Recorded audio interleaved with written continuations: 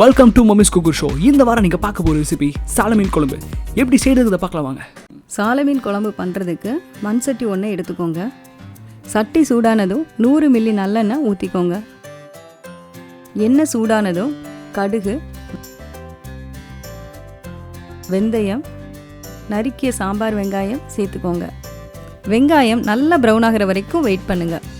Brown ஆனதும் ஒரு பச்சை மிளகா 2ஆக கட் பண்ணி போட்டுக்கோங்க. அது கூட ஒரு 10 சாம்பார் வெங்காயத்தை கட் பண்ணாமல் முழுசாக போட்டுக்கோங்க.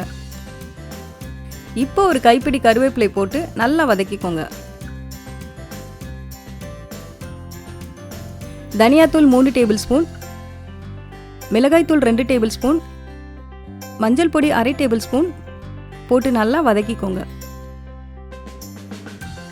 ஒரு 20லேருந்து 25 கிராம் புளி எடுத்து அதை நல்லா தண்ணீரில் கரைச்சி இதில் சேர்த்துக்கோங்க.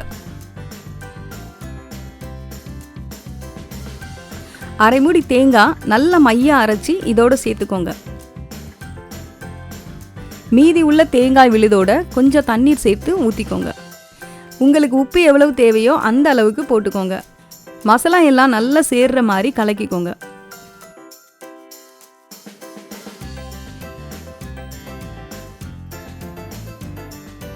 ஒரு 10 நிமிஷத்துக்கு குழம்ப நல்லா கொதிக்க விடுங்க. இப்போ மூடியை திறந்து பார்ப்போம். குழம்பு நல்லா கொதிக்குது. இந்த ஸ்டேஜில் மீனை போடக்கூடாது. இந்த ஸ்டேஜில் மீனை போட்டால் மீன் வெந்துடும், குழம்பு தண்ணியாக இருக்கும். அதனால் குழம்பு கெட்டியாகிற வரைக்கும் ஒரு 10 நிமிஷம் திரும்ப மூடி வச்சிடலாம்.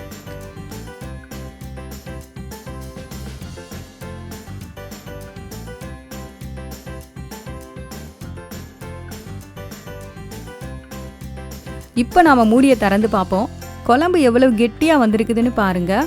இந்த ஸ்டேஜில் நாம் மீனை ஒவ்வொன்றா எடுத்து போடலாம்.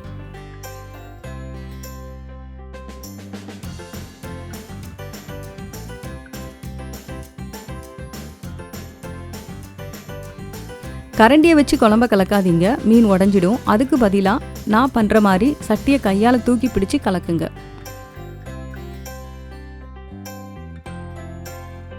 இப்போ மூடி வச்சிடலாம்.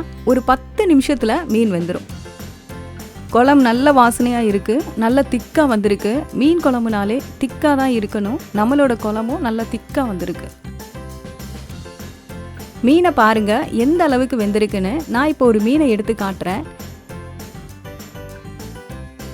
இப்போ பாருங்கள் மீன் நல்லா வெந்துருச்சு. நம்ம சால மீன் குழம்பும் இப்போ ரெடி ஆயிடுச்சு.